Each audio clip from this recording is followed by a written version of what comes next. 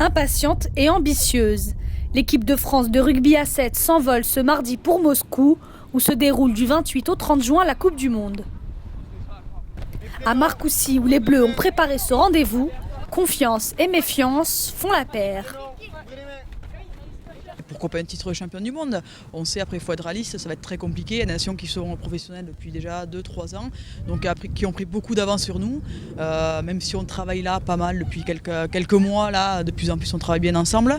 Mais après il faut être réaliste, ça va être très compliqué. Et pourquoi pas, voilà, on peut jouer notre coup aussi, il n'y a pas de souci. Pas de souci, c'est vite dit, étant donné le copieux menu qui attend les Françaises samedi en poule. Avec l'Angleterre favorite pour le titre, la Russie, pays hôte et les teigneuses japonaises en adversaire, les tricolores ne seront pas favorites. Mais le Sevens peut réserver des surprises. Sur un tournoi, tout peut se jouer. Donc c'est vrai qu'on a rencontré la Russie à la dernière Coupe d'Europe là, qui s'est passée il y a 15 jours.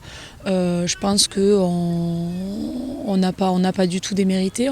C'est la dernière tournée, après c'est les vacances. Donc terminer sur une bonne touche et en plus par rapport à la Coupe du Monde serait vraiment un point d'honneur à l'évolution qu'on a depuis quelques tournois.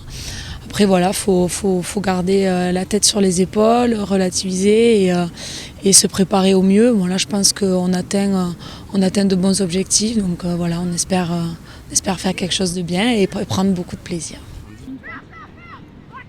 12 joueuses ont été retenues pour cette Coupe du Monde par le sélectionneur David Courtex. Il espère que la préparation intensive paiera à Moscou. Les résultats, c'est indiscutable, hein. On est derrière, on le sait.